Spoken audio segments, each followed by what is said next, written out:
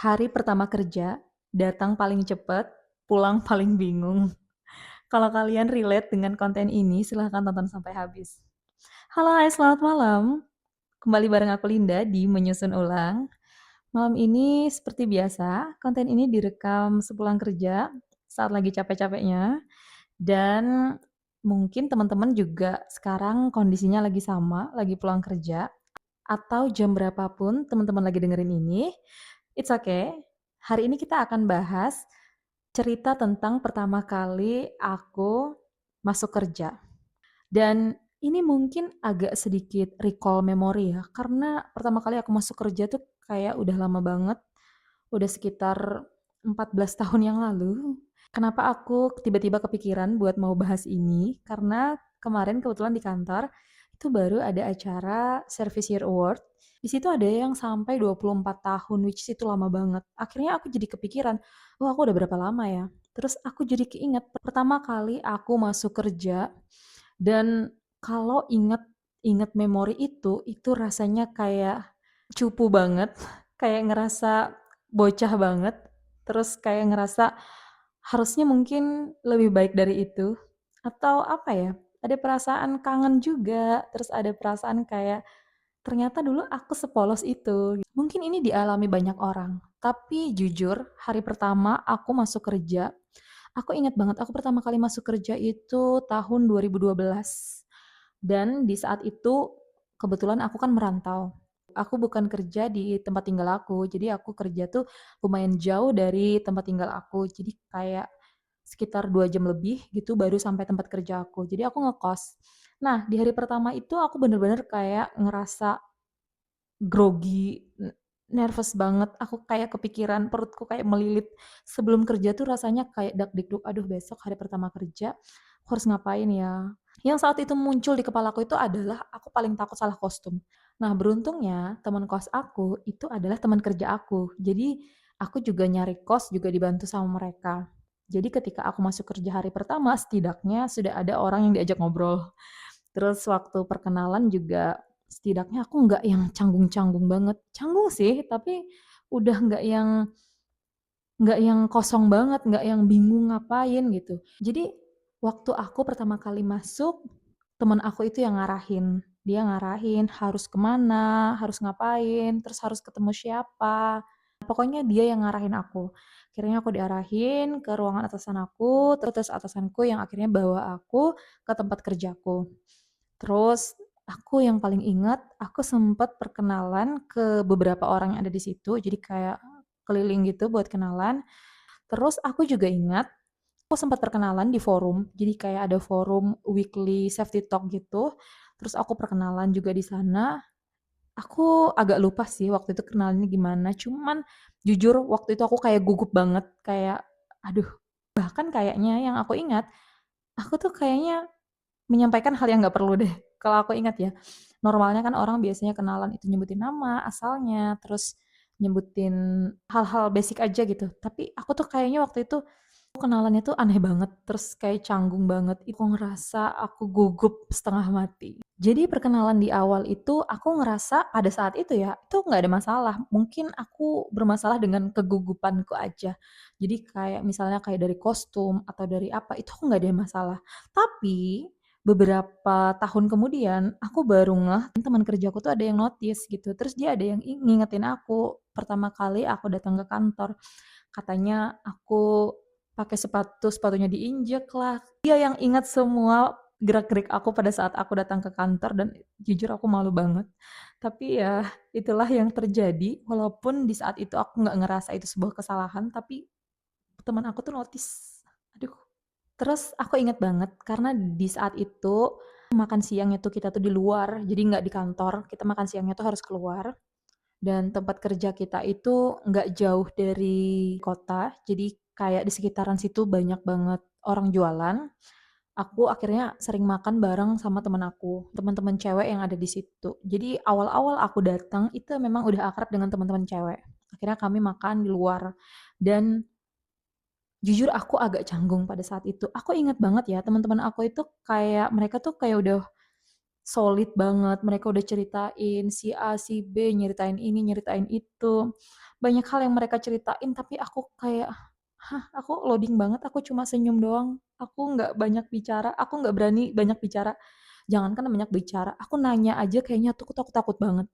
Padahal kalau dipikir-pikir aku nggak yang introvert banget, enggak juga, tapi kayak ketemu orang baru itu memang beda, kayak takut salahnya tuh ada banget. Terus aku ingat banget pada saat itu atasan aku kebetulan orang yang juga interview aku. Jadi di awal-awal tuh aku ngerasa bahwa atasan aku tuh emang orang yang kayak smart gitu loh. Jadi kayak dia tuh orangnya welcome, terus orangnya juga kayak ngarahin aku harus ngapain, terus aku handover dengan siapa, terus aku tuh gantiin kerjaannya siapa, itu bener-bener clear banget. Jadi sebenarnya untuk masalah kerjaan secara komunikasi itu nggak ada masalah, tapi aku ada culture shock-nya. Jadi di awal-awal pada saat aku udah mulai kerja, aku tuh PR banget masalah istilah-istilah yang ada di kantor. Dan istilah-istilah itu tuh kayak bikin aku overthinking, aduh apa ya? Apa ya? Ini apa ya? Terus juga ada bahasa-bahasa di email yang orang-orang tuh kayaknya di email tuh rapih banget. Aku kayak nggak bisa. Dan guys, aku pada saat itu alay banget asli. Aku ingat banget, aku pernah ditegur sama atasan aku ketika aku balas email pakai emoticon. Jadi aku balas email waktu itu masih email pakai Lotus. Jadi emailnya itu belum pakai Outlook. Jadi kita tuh email masih pakai Lotus. Terus di email itu aku tuh balas dengan kayak pakai emot-emot gitulah. Terus kata atasanku, "Kamu kalau mau belajar ngetik email itu belajar sama Mbak ini," gitu. Aku jadi ingat banget. Astaga, aku malu banget. Tapi karena memang aku nggak tahu, aku pikir ya udah kita kayak komunikasi biasa, lebih ke cair, lebih supaya kita akrab. Jadi kayak, oh ya udah pakai emot-emot gitu. Ternyata itu nggak boleh, guys. Dan ya udah, itu jadi pelajaran sih waktu itu. Dan sampai sekarang aku bener-bener ketika mau ngemail, aku bener-bener perhatiin tuh setiap kata per kata. Terus guys, aku sempet ada di fase kayak takut banget. Karena kan perusahaan tempat aku kerja ini lumayan besar. Aku takut kalau misalnya kayak atasanku galak gitu, aku takut banget. Apalagi aku tuh kayak nggak tahu sebenarnya job desk-ku tuh apa. Karena di saat di interview itu aku yang penting kerja deh. Apapun posisinya aku oke. Berapapun gajinya aku oke. Apapun pokoknya nih gue bakal kerjain apapun gitu. Itu kayak aku udah siap tempur aja tapi nggak tahu medan perangnya itu seperti apa. Dan itu yang terjadi di hari pertama pun. Ya ada sih kaitannya dengan sekolah, tapi kayak jauh banget, kayak ini bukan buat cewek deh, tapi tetep pengen dijalani itu gimana sih. Pokoknya di hari pertama itu aku ngerasain banget yang namanya culture shock di dunia kerja. Itu bener-bener kayak, aduh, apalagi bosku tuh bilang kalau aku tuh di posisi itu adalah perempuan pertama dan satu-satunya se-Indonesia, which is kantor cabang tuh ada banyak, tapi aku satu-satunya cewek yang pernah dan sekarang ada di posisi itu. Jadi ya udah, aku kayak pasrah deh, kira-kira aku bisa survive nggak ya? Ya udah dijalani. Terus guys, aku tuh pernah ada di posisi kayak konyol banget. Jadi di kantor aku tuh ada email grup gitu, dan juga yang aku pakai itu email tapi bukan email namaku. Jadi kayak email apa ya, account email tapi bukan namaku. Which is itu mirip dengan email grup cuma beda spasi. Ada kalanya aku pergi training ke Jakarta dengan teman-temanku dan teman-temanku itu bisa dibilang orang-orang tua lah ya.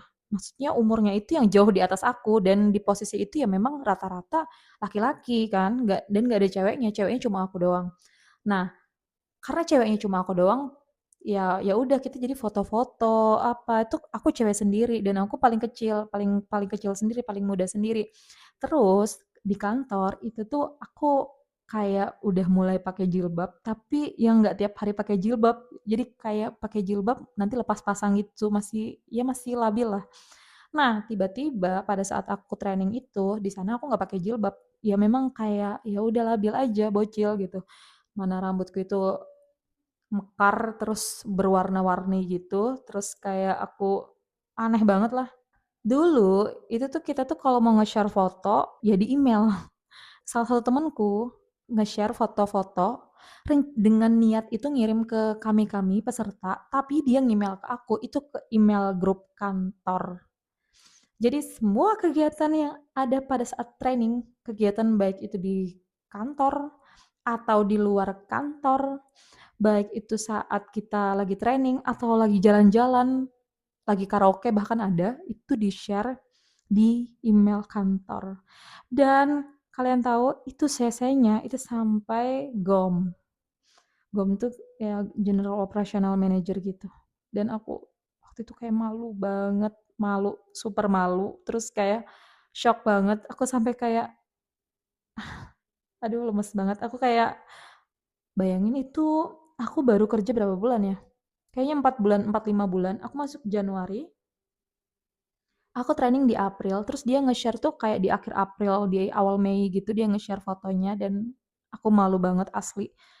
Orang-orang pada lihat gimana rambutku yang mekar, terus styleku pada saat aku pergi. Terus kayak, aduh, aku bener-bener malu banget asli. Dan itu kayak kayak aib sih. Tapi ya gimana lagi, itu sudah terjadi, guys. Jadi pada saat itu kayak sesuatu yang konyol dan aku malu banget. Aku sampai bilang ke temanku ini salah kirim. Pokoknya aku kalau ingat itu udah aku malu. Nah, teman-teman, terus aku kalau ingat-ingat ya, kalau aku pengen kayak nasehatin diriku di masa itu tuh kayak, "Sumpah, kamu alay banget asli." Aku kayak, apa ya, aku kan berteman tuh sama teman-teman kerjaku di Facebook, terus aku di Facebook tuh kayak update story hampir setiap hari. Aku update update update story hampir setiap hari, belum lagi di kayak di BBM tuh update hampir setiap hari, jadi kayak alay banget dan kalau mungkin harus diulang, mungkin itu salah satu hal yang pengen aku ulang dan aku nggak mau lakuin lagi, update setiap hari. Jadi ya mungkin teman-temanku pasti mikirnya aku alay ya, pasti dah. Dan mungkin beda banget dengan Gen Z sekarang yang agak private gitu. Pokoknya dulu, zaman dulu di umur itu aku alay banget, asli alay banget. Ah, aku malu banget.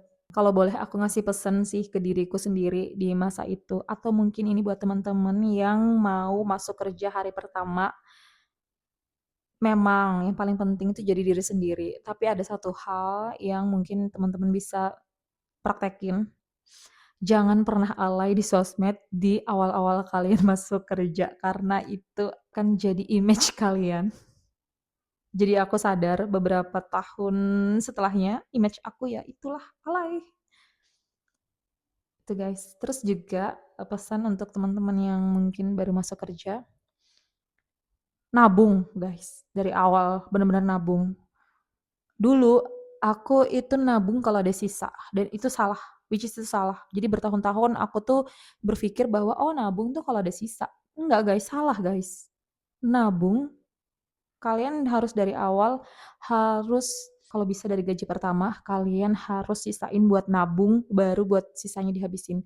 Nabungnya kalau bisa di tempat-tempat yang itu nggak bisa diambil, misalnya tabungan rencana yang dia kelok, terus yang auto auto debit gitu. Banyak lah sekarang rata-rata bank tuh punya auto debit supaya dia nggak bisa diambil, misalnya diambilnya berjangka setahun, 2 tahun gitu, supaya kalian juga punya tabungan guys. Pokoknya nabung, jangan nunggu sisa, nggak akan ada. Berapapun uang yang ada di tabungan kalian, kalau itu adalah pertama kali kalian pegang uang, itu bakal habis. Percaya sama aku. Dan itu terjadi di aku. Nggak sebentar, ada sempat 2-3 tahun aku kayak gitu. Sampai akhirnya aku sadar bahwa ya aku harus nabung dulu, harus potong buat nabung, pokoknya nabung tuh harus spesifik berapa persen gitu, baru selebihnya itu dihabisin nggak apa-apa. Yang penting kalian udah nabung. Terus misalnya atau misalnya kalian punya kebutuhan kirim orang tua, kirim keluarga, atau kebutuhan yang pasti misalnya bayar kos, itu sisihin aja dulu. Tapi nabung itu juga wajib. Sedikit tapi kalau kalian rutin itu jadi banyak kok gitu daripada nggak kesimpan sama sekali. Oke guys, itu mungkin cukup nostalgianya mengingat masa-masa dulu awal mula kerja yang agak aneh, yang menurut aku sih agak sedikit, bisa dibilang agak malu ya. Belum nih masih banyak sebenarnya cerita yang agak aib, tapi aku masih ragu-ragu buat nyeritain apakah ini harus diceritain atau enggak. Tapi untuk konten hari ini cukup, sampai jumpa di konten selanjutnya. Bye-bye.